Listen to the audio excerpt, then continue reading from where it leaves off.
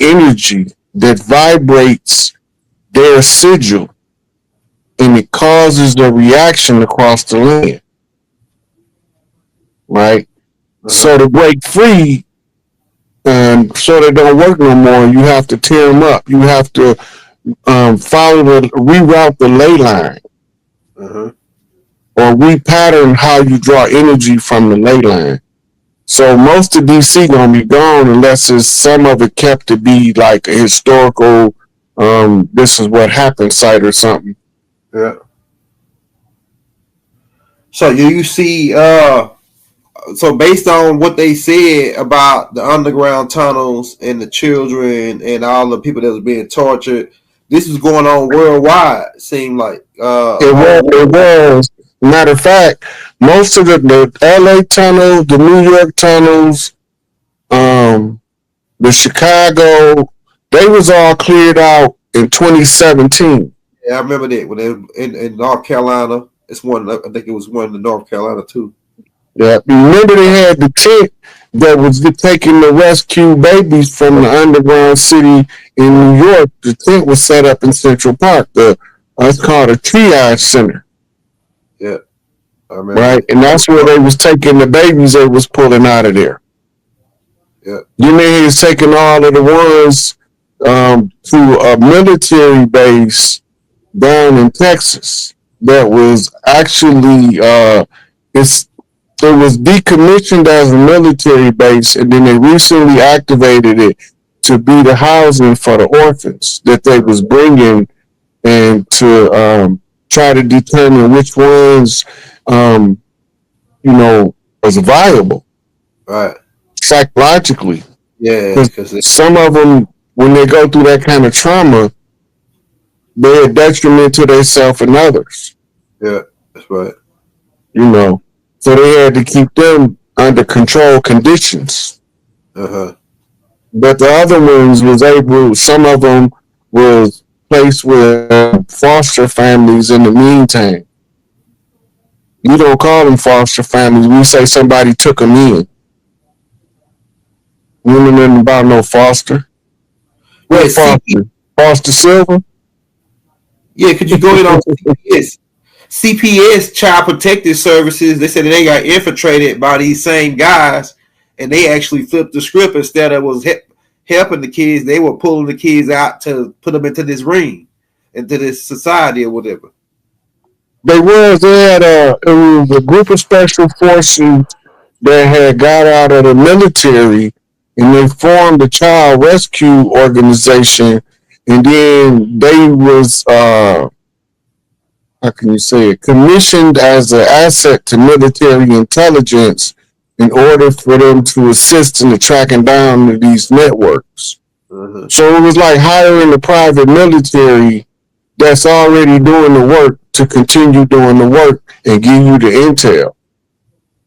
From the intel, from different rescues of different groups of children and the routes taken, you were able to then draw on the war board a pattern. So all roads lead back to a source. Yeah, all roads lead to Rome. There you go. And so that's Buckingham Palace has also been cleared.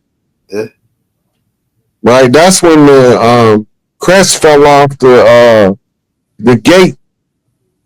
I don't know if y'all remember that a few years back, but one of the crests fell off the gate. That was the breaking of that family's right to rule from Buckingham Palace.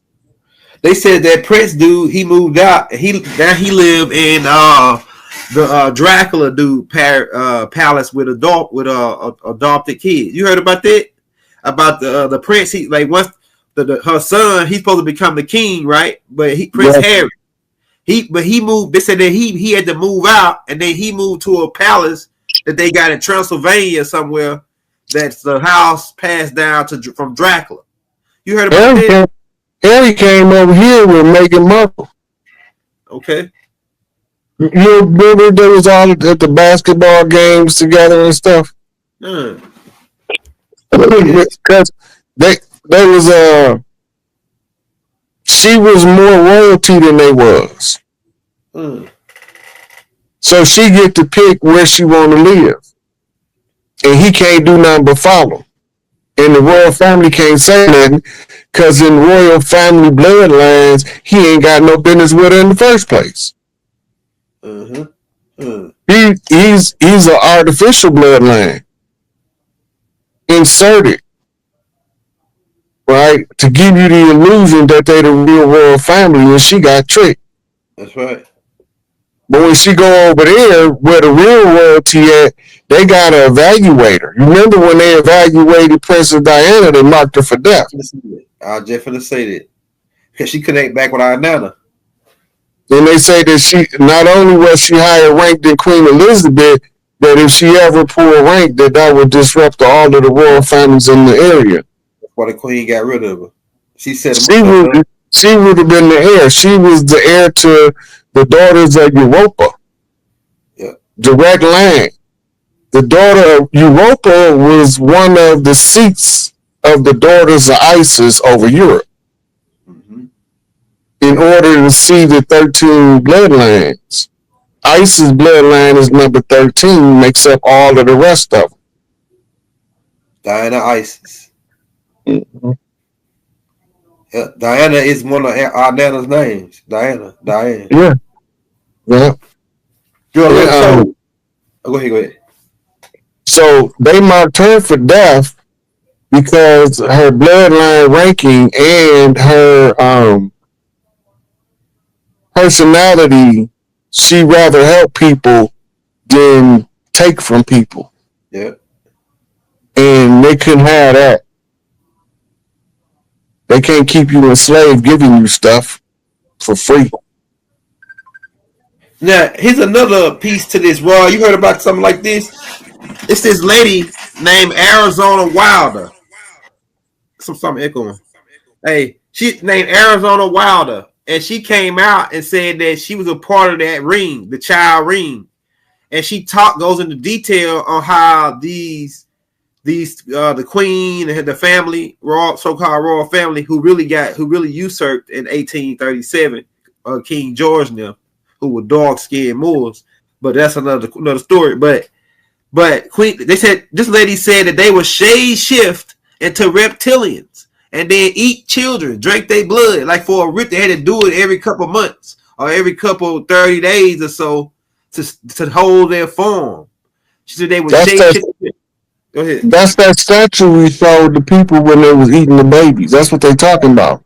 Remember, I told you that the reason they got kicked out of Europe was for eating babies and having sex with babies.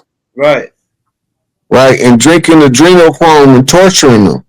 Right. They're going up in people's houses just taking their babies, their infants, and doing all kind of stuff with them, eating them, drinking their blood. Yeah. Making custard out of their livers and all kind of stuff. See. Right? So they eating the babies and then they raping the women. Right? The men can't sit there and not do nothing. Right. Like they doing now. Because if you sit there and don't do nothing, eventually when they get done raping the women, they gonna rape the men. Right. They say, right. What kind of man is you? You won't stand up for your wife and your daughter, your mama and your sister. You ain't worth the air you breathing. And we'll kill each other rather than trying to determine what's taking place before we start to kill. Because when you born in a war zone, you grow up inhaling the pheromones of war. Right. You become naturally combative and defensive. And the only ones you know how to defend is the closest ones to you. Right. Right? So when you go into war mode, anybody say something out the way, do something to them, you gonna holler at them. That's nature. Right. Right?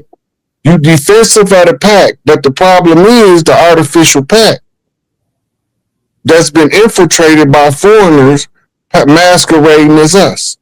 Right. Right? That sick us on each other, and they ain't never ever around when the shit go down. That's deep. That's deep. Hey, so Rod, before I go to this next clip, let me ask you this last question. So, like, do you think because they being that they extraterrestrials or whatever, interdimensional beings, and they don't feel the same type of morals that we feel? Like say we eat chicken, right? We eat chicken. We make chicken breasts and sandwiches and chicken pasta and all this. The chicken, if you was a chicken and looking at it from the chicken perspective, the chicken might be feeling the same way we feel about them eating our children. We eat eggs, children, fetuses. They fetuses, all this. It ain't no problem. So, do you feel it's a moral guideline between them, these beings, interdimensional evil beings, and it doesn't have anything to do with morality. Okay. That's just like our nature is to defend our babies and don't let them eat them. Their nature is to eat them. Yeah. Yeah. Right. It's just the realm of opposites. Remember, that's one of the Hermetic law, the law of opposites.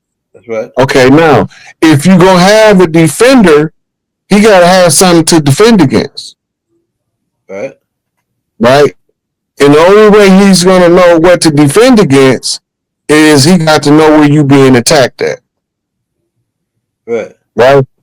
Once you get a good, clear understanding of where the attack coming from, now you can either fight the long war by fighting the soldiers, or you can go straight for the top and try to eliminate the generals. Yeah, that's what which will give you control of the soldiers. Right. Right? You wipe out his generals, you wipe out the commander or their leader, and now you got control of their army. Without firing a single shot. Well, if the chickens is plotting on us right now for doing them in. The nature of the chicken is a prey animal. Yeah. The chicken is genetically designed to feed larger animals. Now, how do I know this? Every bird just about fly. Any bird that's that big and fat that can't fly. Even a turkey can fly. Yeah. But a chicken can't fly. That means that he have a designed nature to interfere with him escaping the dangers of a predator. All he can do is run around and squawk. Yeah. Man, that makes but sense. sometimes you got a game rooster that'll try to defend the pack. Yeah. Until he get put in the pot. Yeah. And fried it. Yeah. So the chicken is genetically designed to be a prey animal. Nature provides prey animal for predatory animals. That makes sense. Right? To feed on. If nature without cannibalism or carnivores or carnivorous animals feeding on other animals was a negative thing, why would nature do it? Nature do it out of necessity. Right. Nature follows the law of necessity. The law of necessity says if it's necessary to do it, then you do it. If it's not necessary, don't do it. Right. Right? All of the things that we see strange in other animals, and we be like, that has no use. It got a use for that animal. But it don't have a use that you can comprehend because you didn't create that animal and you didn't design that piece to do that function. It's like our appendix. Right? They be trying to figure out what is the purpose of the appendix. They still ain't figured it out. Right? So they sitting at the tonsils. They call them a vestige organ of a bygone era when they had a function and the use when we was in a different state of existence as mammals. So those are carryovers that we don't need in this reality, in this incarnation, but we all got it. Yeah. Nature wouldn't let us keep it this long when it got rid of everything else that we didn't need. Right. We still needed to be furry, but nature stripped us naked. Right. Forced us to use our brain to make clothes. Why would nature do that? Right? If Right. nature don't do that and you can be warm with fur, you wouldn't use your brain to develop clothes. Right. So nature put you in the condition to force you to think about a situation and solve the problem as the most highest evolved of the intellectual mammals. Makes sense. Right? So nature teaches you by creating a necessity to force you to adapt. Your adversity is only tolerable up until when the flip comes, your ability to receive your reward. Some people can take more suffering than other people. So they have to do functions in the family structure that the ones that can't take the weight of the punishment can't stand to lose. It's too much for them, but for you, it's nothing. Right? So once you understand the concepts of how nature is using nature to teach you naturally, then it's easier for you to see the patterns in everything around you. Because everything is cyclic and it's in patterns. Hey, I was talking to one of the elders one time, and he was telling me a whole bunch of stuff about how the land used to be before the colonizers came. And he was saying that before they came over here, that we didn't really eat birds. That we like the chicken. We didn't. The chicken, he said the chicken is like an offspring of a bird called a dodo bird. And he said that when what happens is when the Europeans got over here, the birds, because we used to feed them the fish guts. When we used to go to the river and fish, we get the fish guts, throw them to the birds. And so we didn't eat them. They used to walk right up to us, like we were friendly with them. But when these European Moors came, they see this bird walk up to them like, they say, "Oh, this bird dumb. This bird don't got no. Let's kill him." They started killing all of them and eating them, and then, but we didn't really eat birds over here. Birds were spiritual animals over here, especially like the eagle and like the hawk, different things like that. So, do you think we ate birds? Yeah, certain types. But we didn't eat birds of prey, right? Because they're spiritual rank, because they fly the highest in altitude. Right. And we didn't eat the condors, the vultures and buzzards, because they was required to be the cleanup crew. We knew they was necessary as the cleanup crew for the decaying carcasses that would spoil the land if it was too many of them. Uh-huh. So the reverence for the cleanup crew to be able to dispense with the decaying corpses is the same reverence as the predator able to see from 200 miles in the sky or 2 miles in the sky a rodent running down and swoop down and grabbing. Yeah, hawk good at it. Right. Those are symbols of different types of chief. Right? The cleanup crew is the big heavy lifting soldiers that comes up at the end when everybody else done had a chance to resolve the matter. The cleanup crew come in and they clean shit up. That's it. And then to talk about. Right. It's a dirty job, so I know I'm gonna get dirty, but it's gonna get cleaned up.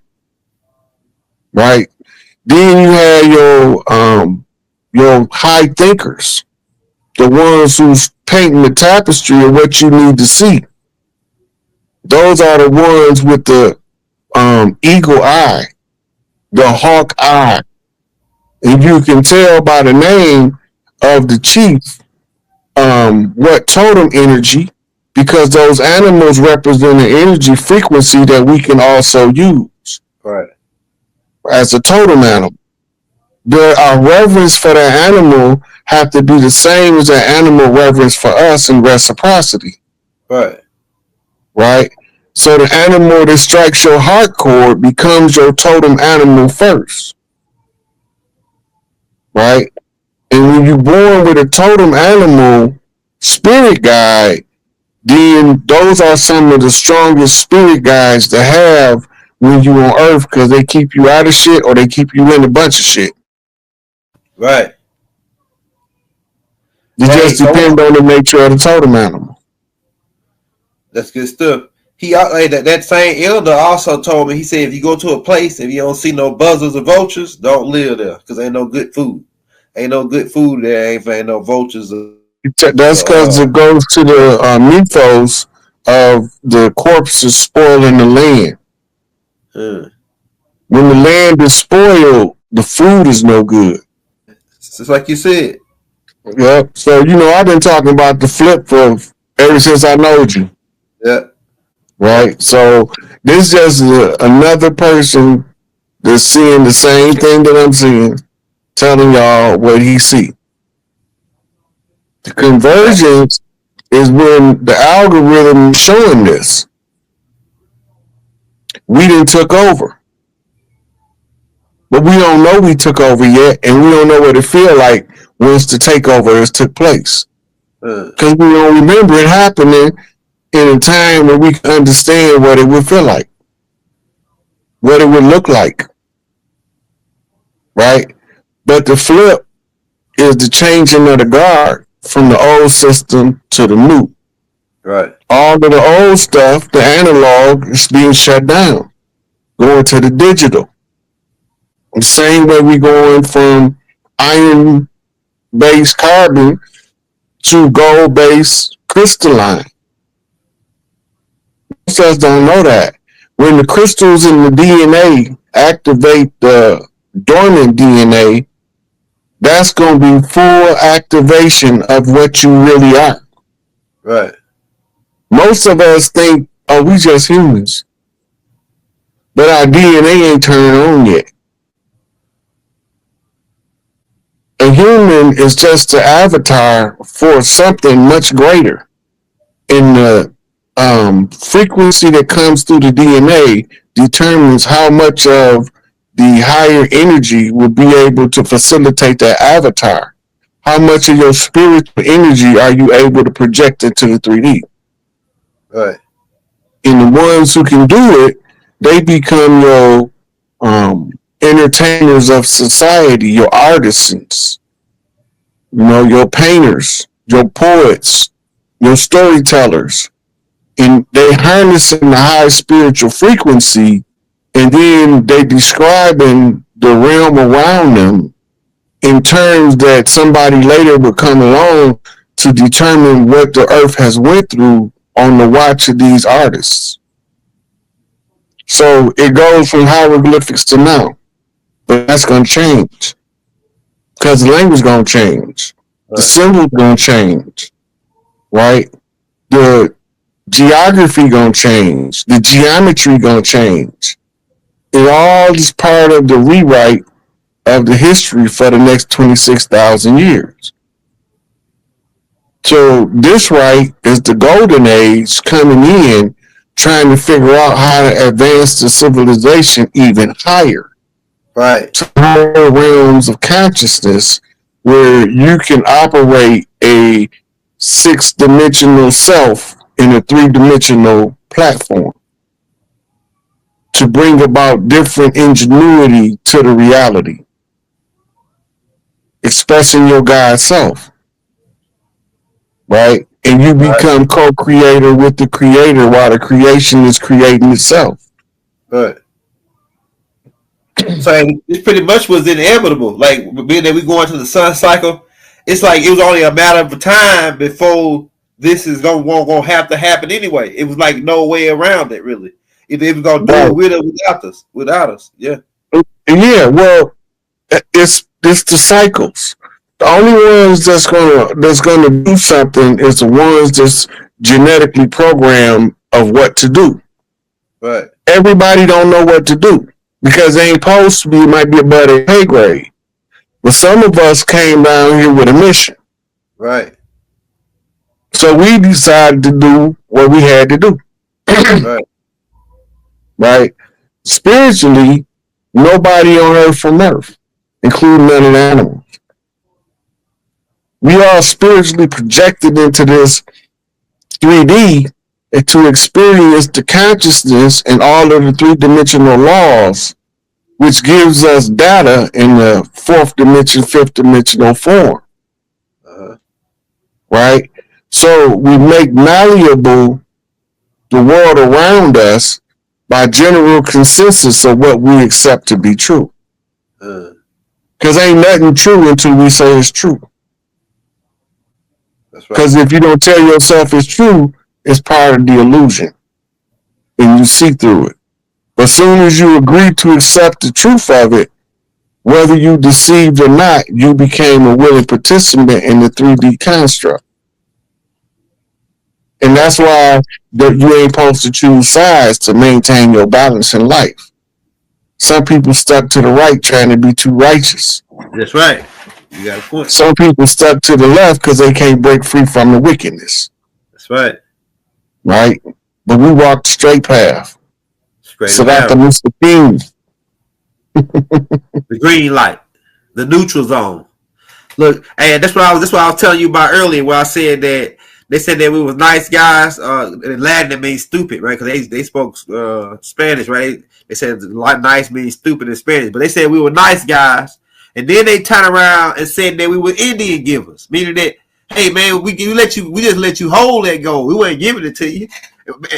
Could you go in on that, the Indian giver thing with like how you had explained about Manhattan? You tell me about Manhattan? That's the story in Manhattan. When you look up how much Manhattan was purchased for, it was for some trinkets. Hold on 1 second, I'll pull it up. Yeah, we got that part. Go ahead. Go ahead. I'm looking this up. Go ahead. We had that. They said that we was nice or we was kind or whatever, but we still had that part that say, "Hold on, sucker. Hold on now, sucker." See, we got that part that once you start going too far, now hold on. Big Mama wasn't no punk. Now she gonna say, "Hold on, sucker. You going too far now." You had that part right. But yeah, you pull it up. He pulled it up, y'all, about the Indian giver story about how they purchased. Was it $50, $100, or something? Look, pay attention to this. Manhattan was sold to the Dutch in 1626 for goods valued at 60 guilders, which is often translated as about $24 at the time. Wow. The transaction occurred between Dutch representative Peter Minuit and members of the Lenape tribe, though the understanding of land ownership likely differed significantly between the two groups. Right? So, what made them come up with the term Indian giver? No chief that's from the land will sell you any land. Land is not for sale. It's by heritable birthright on the mother line only. Any of those sharecropping agreements where you see a man name on there, he was giving the land away from under the women. And he was probably an imposter, pretending to be our great-great-great-grandfather. Right? All the time, he was the Samuel L. Jackson in the house. He the one took control of everything, and then he turned around and hired Paleface as a management crew to buffer him from the ones in the family that's out in the field talking about, what is this Negro doing up in the house? Right. You see, we couldn't figure it out because the house Negro is comfortable being us with massa. Right. Right? But he ain't comfortable with we out in the field. Right. You see? So it got to be something else. When we understood that the sweetheart swindle was in play, then we understood who the frauds was. because they used that sweetheart swindle to give the control of the land over to the system that supported the family that they worked for over in Europe. Right. How do we know it was over in Europe? Because all of the money went to Europe. Right. It didn't stay here. America haven't done significant infrastructural improvement in years. Go ahead, talk about it, Rod. This is because the money was never intended to keep up the upkeep over here. It's like what's the little crazy boy from That's So Raven? Oh, you talking about Orlando Brown. Yep. He said something that a lot of people went over their head. Why America don't look like Dubai? It used to. Yeah, that's who I heard it. That's who I heard it from, right? He said, why it don't look like Hong Kong? It used to. Right? He was pointing out cities that's advanced architecturally. Right. The use of beautification of the environment and the structural architecture designs that used to be here. Right. When they describe it, remember, Tartaria means west of Rome. And the easternmost point of Rome on America is D.C., which was originally Rome. Right? Because it was the first place that the church stuck their flag with the good ship Plymouth. Go ahead. Right? So once they declared that Rome, everything west of Rome was destroyed. Through mud floods, by blowing dams, right, and using the underground aqueduct system that they was controlling out of Philly at one point, but now it's controlled by underground networks. You can flood anywhere if you don't use it, if you just open it wide up. We knew not to do that. Right. In order to provide water to parts of the land that hasn't seen moisture in a long time to prevent desert conditions. Even where the desert is, the only reason why it's the desert is because of nuclear fallout. Right. They test nuclear weapons. Over here, Africa, yeah. the Middle East, the newest part of the earth, the Middle East, the East in the middle. How the hell you get that? Yeah. Anyway, the deserts of the world are not normal. Earth was once almost totally